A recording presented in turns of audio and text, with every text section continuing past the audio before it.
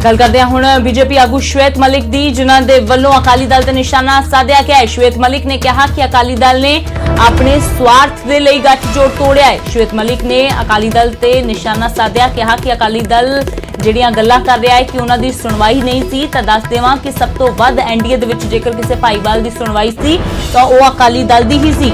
ਇਸ ਤੋਂ ਇਲਾਵਾ ਅਕਾਲੀ ਦਲ ਸਣੇ ਕਾਂਗਰਸ ਅਤੇ ਆਮ ਆਦਮੀ ਪਾਰਟੀ ਤੇ ਨਿਸ਼ਾਨਾ ਸਾਧਦਿਆਂ ਸ਼ਵੇਤ ਮਲਿਕ ਨੇ ਕਿਹਾ ਕਿ ਇਹ ਸਾਰੇ ਮਿਲ ਕੇ फ्रेंडली मैच खेड रहे ने। खेती कानून किसानों के हित विच ने, एक बार फिर तो बीजेपी दे वल्लों स्पष्ट किया गया। तो श्वेत मलिक ने कैप्टन अमरिंदर सिंह के ISI वाले बयान से भी सवाल चुके तो कहा कि पंजाब का माहौल खराब करने की कोशिश कैप्टन अमरिंदर सिंह कर रहे हैं। श्वेत मलिक दे वल्लों अकाली दल सने आम आदमी पार्टी ते कांग्रेस से भी अपना निशाना साधिया गया।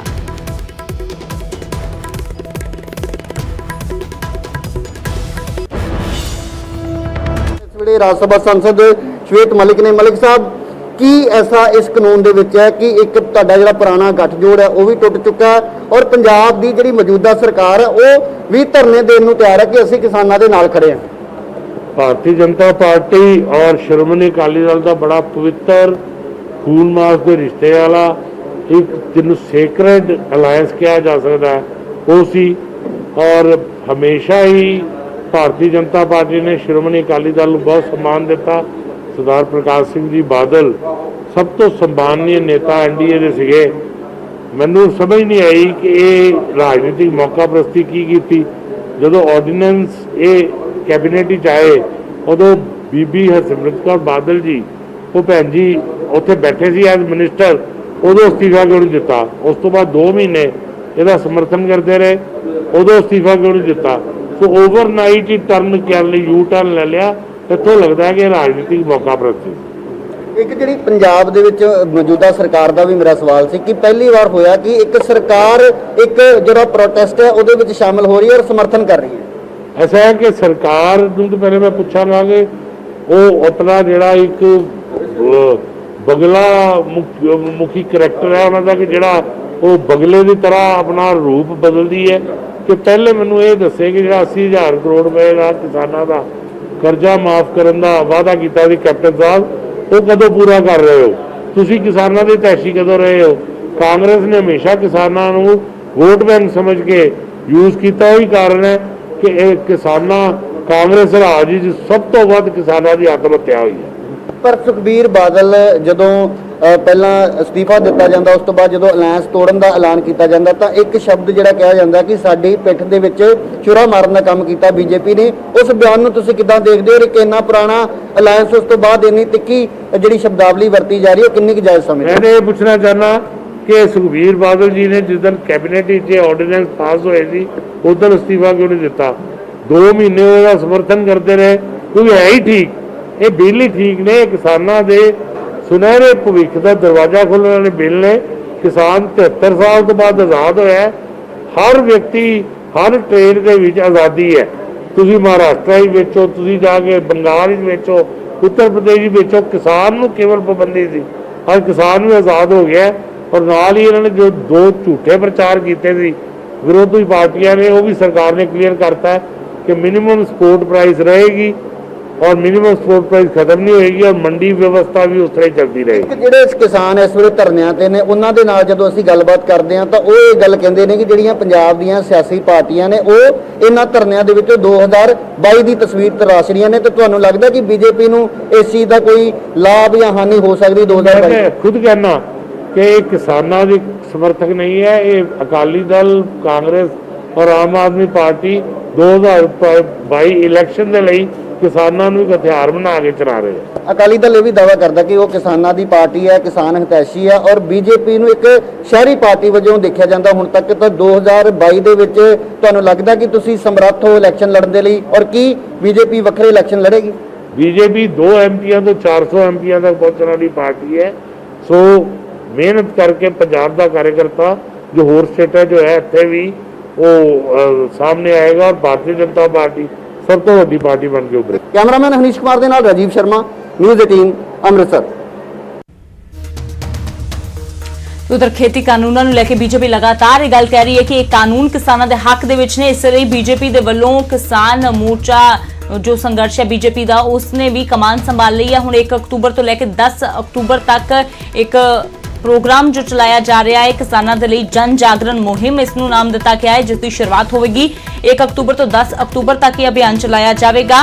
बीजेपी किसान मोर्चे के कौमी प्रधान राजकुमार चाहर ने इस बारे जानकारी दी है। उन्होंने कहा कि किसानों नूं खेती कानूनों के फायदे दसे जाणगे अते कांग्रेस किसानों नूं गुमराह कर रही है वो भी किसानों नूं दस्सिया जाएगा, जो गुमराहकुन प्रचार कांग्रेस के वल्लों किया जा रहा है।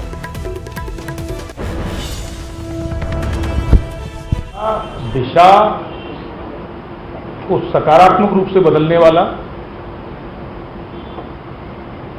बिल पार्लियामेंट के अंदर आया और सही मायनों में मैं ये कह सकता हूं कि किसान को लंबे समय बाद एक आजादी देने वाला ये बिल है। उधर किसान रेल चला के भी एक बड़ा निर्णय केंद्र की सरकार ने लिया कि किसान के फल सब्जी आदि से लेके जो उपज है उसका अच्छा मूल्य, लाभकारी मूल्य किसान को मिल सके। तो फिलहाल एक छोटे जे ब्रेक के लिए रुकते हैं। ब्रेक के उस पार भी खबरों का सिलसिला लगातार जारी है।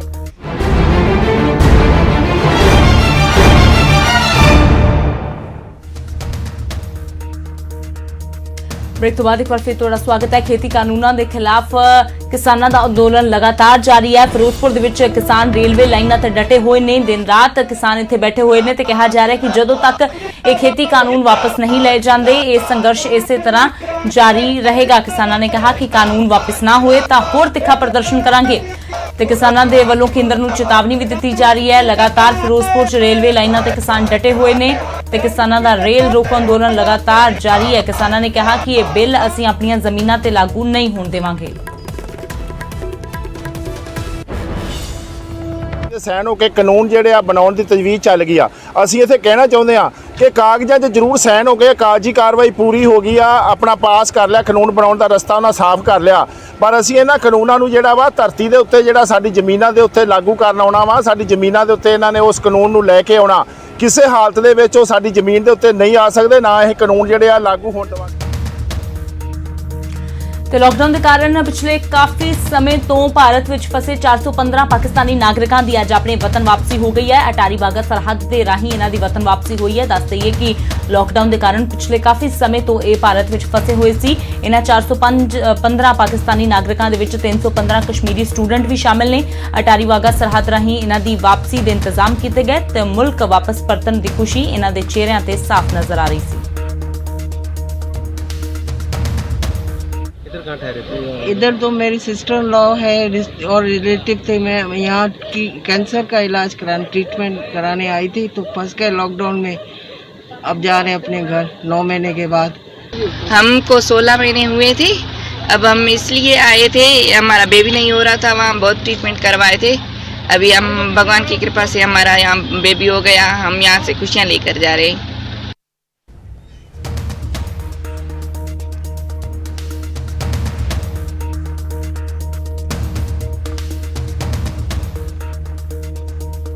अगली खबर उन्होंने सारे लोगों के लिए जरूरी है जिहड़े जां तां बैंक दे विच पैसे जमा करवाउण जा रहे हैं या फिर तुसीं खुद बैंक दे विच काम करदे हो तो सावधान हो जाओ, क्योंकि जरा जही कह सकते हैं कि अख हटी तो दुर्घटना घटी वाला काम हो जाएगा। जींद दे विच एक बैंक दे विच अजिहा ही कुछ होया जिथे कैशियर दी अख कुछ सैकंड दे लई परे हुई तो इत्थे 20 लाख दी लुट हो गई।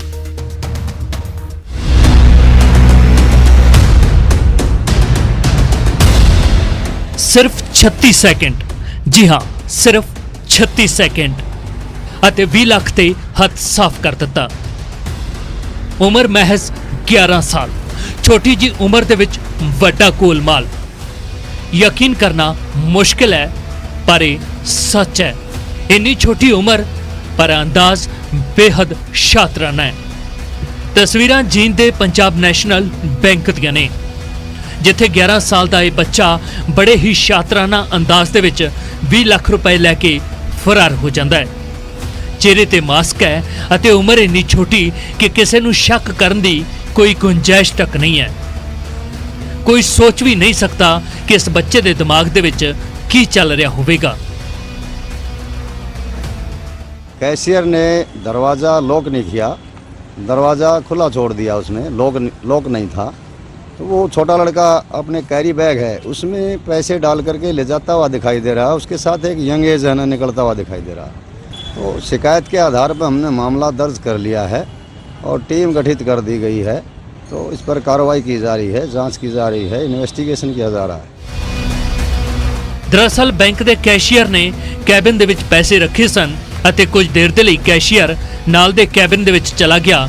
ਬਸ ਇੰਨੇ ਵਿੱਚ ਨਾਬਾਲਗ ਚੋਰ ਨੇ ਮੌਕਾ ਵੇਖਿਆ ਅਤੇ 20 ਲੱਖ ਤੇ ਹੱਥ ਸਾਫ਼ ਕਰ ਦਿੱਤਾ।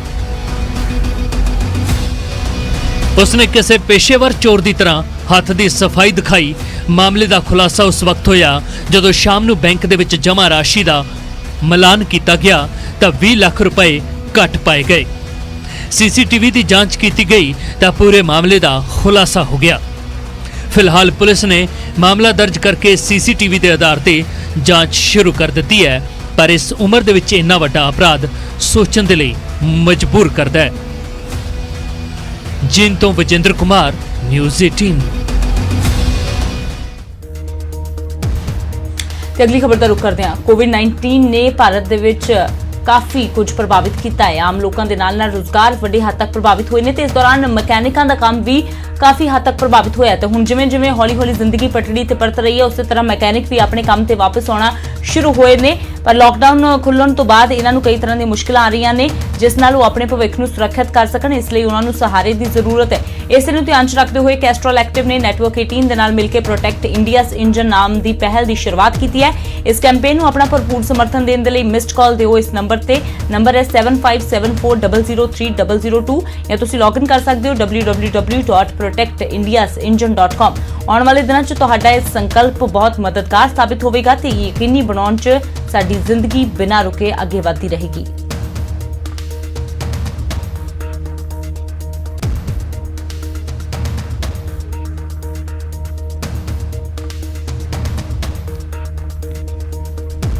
ਤੇ ਫਿਲਹਾਲ ਇੱਕ ਛੋਟੇ ਜਿਹੇ ਬ੍ਰੇਕ ਦੇ ਲਈ ਰੁਕਦੇ ਹਾਂ।